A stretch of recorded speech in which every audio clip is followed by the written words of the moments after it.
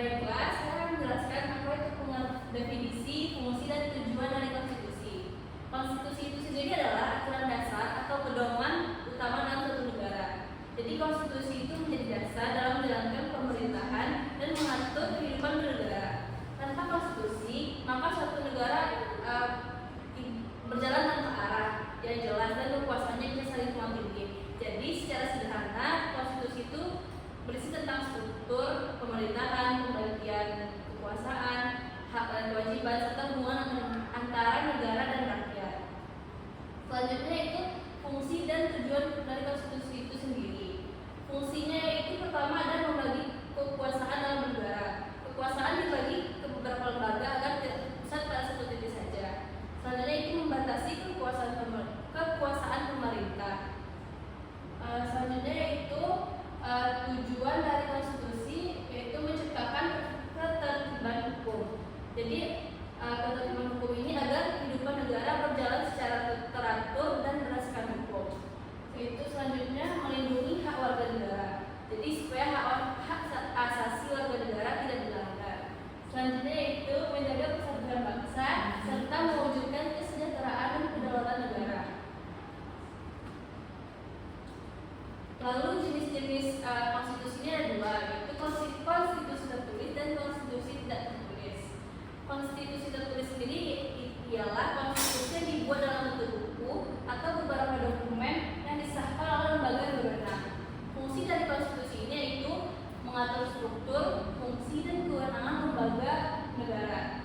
Ketiga yaitu konstitusi ini hanya dapat diubah melalui mekanisme amandemen resmi. Jadi tidak asal diubah saja.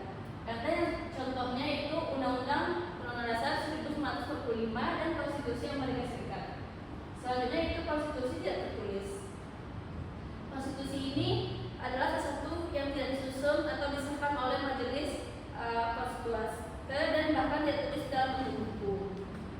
Ini bisa ditemukan berasal dari kebiasaan dan konvensi ketatanegaraan. Konstitusi tidak tertulis diakui dan dipatuhi dalam praktik meskipun tidak sepenuhnya tertulis. Contohnya itu pidato kenegaraan pada tanggal 16 Agustus. Baiklah, sekian materi dari saya kembalikan kepada moderator. Baiklah, terima kasih kepada Riki. Untuk materi selanjutnya akan dilanjutkan oleh Suci. Suci, disilakan.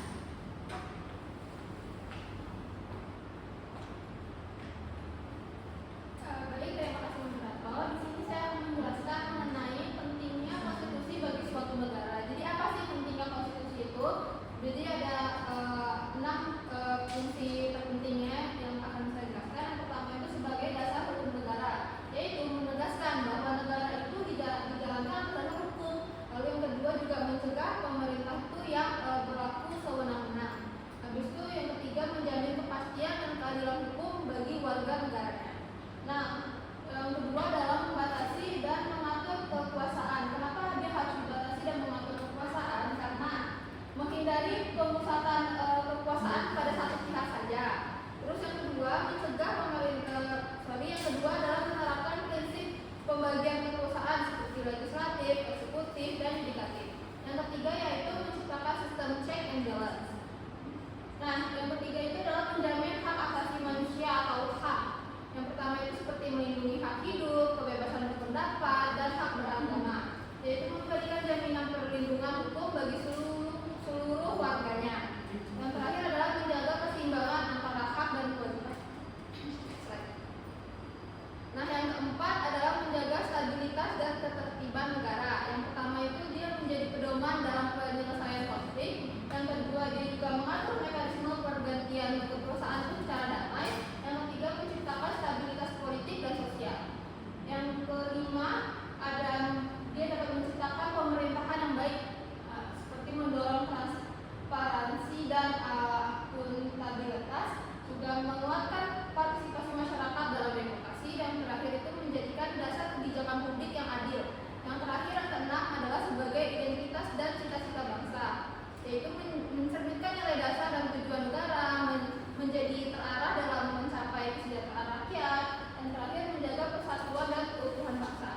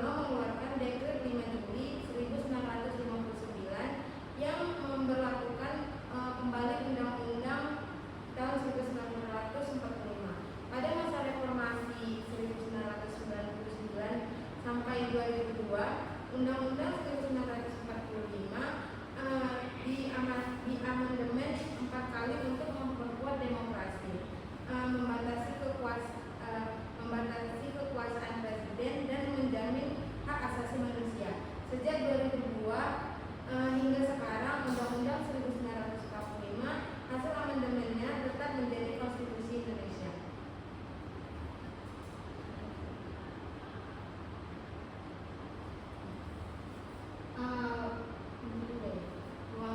Sekian dari saya.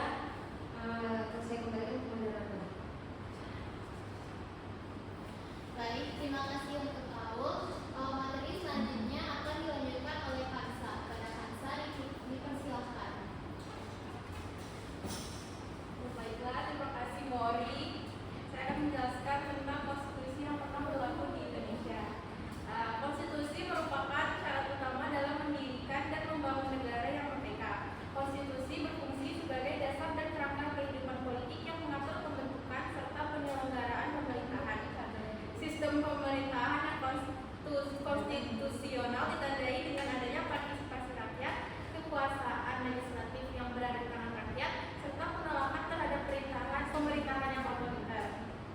Oleh karena itu, setiap negara termasuk Indonesia harus memiliki konstitusi atau UUD sebagai landasan dalam menjalankan pemerintahan.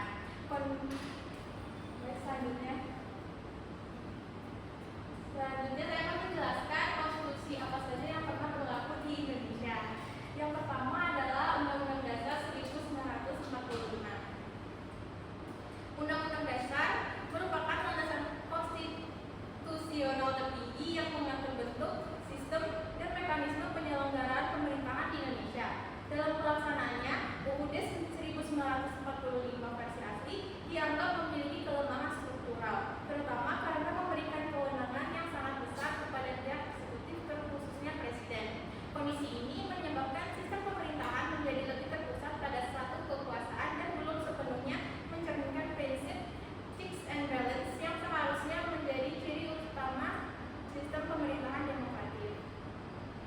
Selanjutnya ada Konstitusi Republik Indonesia Serikat.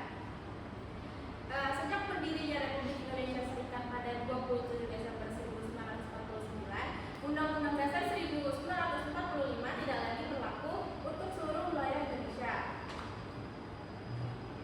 Perubahan ini terjadi karena situasi politik saat itu, terutama upaya Belanda yang ingin kembali menguasai Indonesia setelah Jepang menyerah kepada Sekutu. Sejalan dengan keinginan Belanda tersebut, terjadilah agresi militer Belanda I pada tahun 1947 dan agresi militer Belanda II pada tahun 1948. PBB kemudian mendesak pemerintah Indonesia dan Belanda untuk melakukan perundingan yang dikenal sebagai Konferensi Meja Bundar. Nah, Konferensi Meja Bundar ini menghasilkan 3 kesepakatan utama. Yang pertama, pembentukan negara Republik Indonesia Serikat. Yang kedua, penyerahan kedaulatan kepada Republik Indonesia Serikat.